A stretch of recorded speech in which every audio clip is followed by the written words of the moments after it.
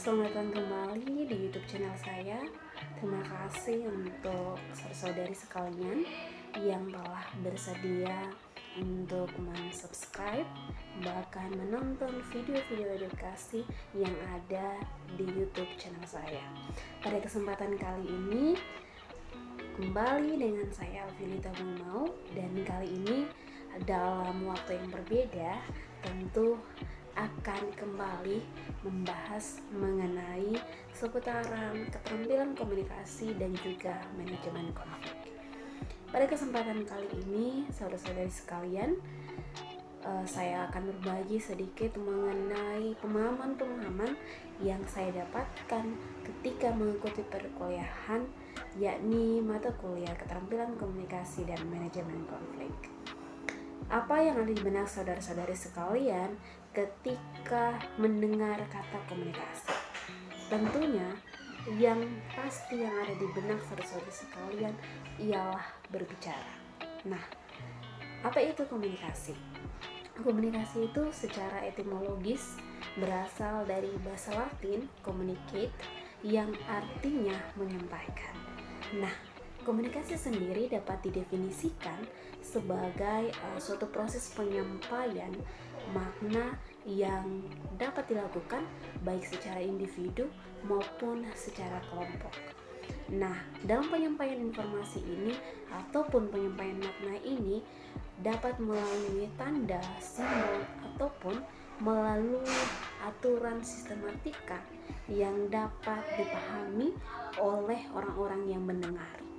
Nah, komunikasi juga dapat didefinisikan sebagai sebuah aktivitas penyampaian informasi, baik itu pesan, ide, ataupun gagasan yang dimiliki yang akan disampaikan kepada lawan bicara ataupun kepada audiens. Nah, saudara-saudari sekalian, komunikasi ini merupakan sebuah kemampuan vital yang ada di dalam diri manusia, terkecuali bagi individu yang terlahir memiliki keterbatasan, yakni keterbatasan dalam berbicara.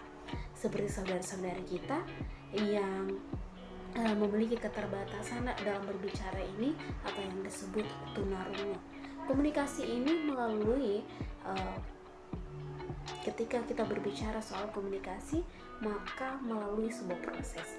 Artinya bahwa komunikasi itu dapat terjadi apabila kita memiliki hal-hal yang kemudian dapat memacu kita untuk bisa berkomunikasi dengan baik.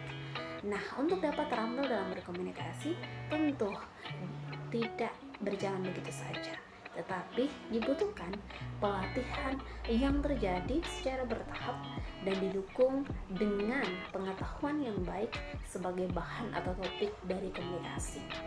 Akan tetapi, saudara-saudari sekalian, dalam berkomunikasi sering sekali terdapat hal-hal yang kemudian dapat menjadi penghambat ketika kita berkomunikasi.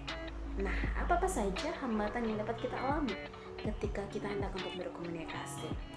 Nah, yang pertama bahwa keterbatasan yang kita miliki apabila kita hendak berkomunikasi yaitu keterbatasan dalam berkomunikasi akibat kurangnya keterampilan. Hal ini terjadi karena kurangnya latihan dalam berbicara dan dalam menggunakan alat-alat bicara ataupun alat-alat komunikasi.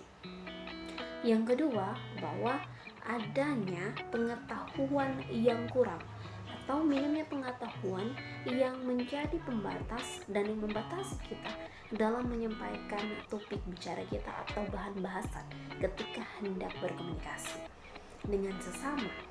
Nah, yang ketiga, bahwa timbul di dalam diri kita rasa minder, rasa kurang percaya diri, dan merasa tidak pandai dalam berbicara. Mengenai hal ini mengingatkan saya secara pribadi pada apa yang kemudian dikatakan oleh Nabi Yeremia yang tercantum di dalam kitab Yeremia pasalnya kelima. Di situ Nabi Yeremia dalam proses pemanggilan dan ketika ia hendak diutus oleh Tuhan, yang menjadi balasan daripada Yeremia ialah ia menyampaikan ketidakpantasan dirinya dalam berkomunikasi. Ia mengatakan bahwa ia tidak pandai bicara dan ia masih muda. Namun yang menarik ialah respon Tuhan terhadap pengeluhan dari Nabi Yeremia. Tuhan berkata bahwa janganlah kamu takut sebab aku menyertai engkau. Lalu apa yang menjadi pesan Tuhan kepada Nabi Yeremia? Nabi Yeremia diberikan kata-kata penguatan bahwa Nabi Yeremia tidak perlu takut, sebab kemanapun Tuhan mengutusnya, Tuhan akan memperlengkapi dia dengan segala kemampuannya. Nah, lalu Tuhan juga menyatakan bahwa Tuhan akan menyertai dia, dan Tuhan menaruh perkataan Tuhan ke dalam mulut Nabi Yeremia sehingga ia menjadi cakap dalam berkomunikasi. Nah, saudara-saudari sekalian, ketika kita berkomunikasi tentu ada banyak manfaat yang dapat kita peroleh ketika kita berbicara. Sebab ketika kita berkomunikasi itu menjadi wadah bagi kita untuk melatih komunikasi kita atau public speaking kita agar dapat lebih terampil dan lebih cakap tentunya.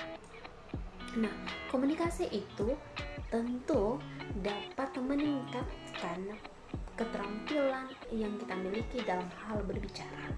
Komunikasi dapat menentukan kesuksesan kita, membantu kita dalam berelasi dengan sesama, dan dapat meningkatkan hubungan emosional kita dengan sesama kita. Untuk dapat terampil dalam berbicara, seperti yang saya katakan bahwa dibutuhkan pelatihan. Kita mesti menanamkan kepada mindset kita bahwa berbicara itu adalah sesuatu yang nikmat. Kita perlu untuk mengusahakan bahwa ketika kita berbicara, kita dalam kondisi suasana hati yang selalu ada dalam perasaan senang, sehingga itu dapat memacu kita untuk bisa terus berbicara. Nah, lantas bagaimanakah jika suasana hati kita sedang sedih, sedang galau, gundah, ataupun sebagainya? Apakah kita tidak bisa untuk berbicara? Tentu tidak. Nah, disinilah usaha kita untuk menguasai diri kita. Perlunya kontrol diri yang stabil di dalam diri kita. Ketika kita berbicara, maka berbicaralah dengan lembut. Firman Tuhan berkata bahwa berbahagialah orang yang lemah lembut karena mereka akan memiliki bumi. Nah, untuk menjadi komunikator yang baik, haruslah menjadi pendengar yang baik pula. Usahakanlah mendengar terlebih dahulu sebelum kita merespon dengan berbicara. Nah, untuk dapat mengembangkan kemampuan berkomunikasi, maka jangan terlalu cepat untuk berbicara ataupun terlalu lambat dalam berbicara. Tetapi perbanyaklah bicara ketika kita dipersilakan, ketika ada kesempatan. Kita tidak boleh menjadi makhluk yang asosial. Kita harus memperbanyak pula menonton figur favorit dalam berkomunikasi agar menjadi role model bagi kita dalam berkomunikasi. Kita perlu belajar berkomunikasi dari Yesus sebagai seorang komunikator yang baik, yang dimana Yesus berkomunikasi berdasarkan pada kebenaran firman Tuhan yang terdapat di dalam Alkitab. Nah, saudari-saudari, ada tips dan trik yang sebenarnya dapat untuk kita terapkan dalam hal berkomunikasi. Nah, saudara-saudari sekalian, ketika kita berkomunikasi untuk dapat menjadi seorang komunikator yang baik, maka kita perlu untuk melakukan 6 langkah tepat yang dikenal dengan istilah master, yaitu bahwa yang pertama, kita perlu untuk memotivasi diri kita sebelum kita berbicara. Dan yang kedua, kumpulkanlah bahan atau topik yang akan menjadi bahan ketika kita berbicara. Ketiga, carilah makna dari bahan tersebut. Keempat, paculah memori kita mengenai bahan yang telah kita cari tahu, dan kita perlu untuk mempelajarinya, sehingga itu dapat menolong kita untuk bisa menjadi seorang komunikator yang baik. Selalu untuk kita giat berlatih, dan kita perlu untuk menunjukkan apa yang ada yang kita ketahui, dan kita harus untuk merefleksikan bagaimana kita mendapat pengetahuan tersebut sehingga kita menjadi seorang komunikator yang baik. Nah, demikian yang dapat saya bagikan bagi saudara-saudari sekalian. Mohon maaf apabila dalam penyampaian saya terdapat hal-hal yang kurang berkenan bagi saudara-saudari sekalian. Terima kasih, Tuhan Yesus memberkati.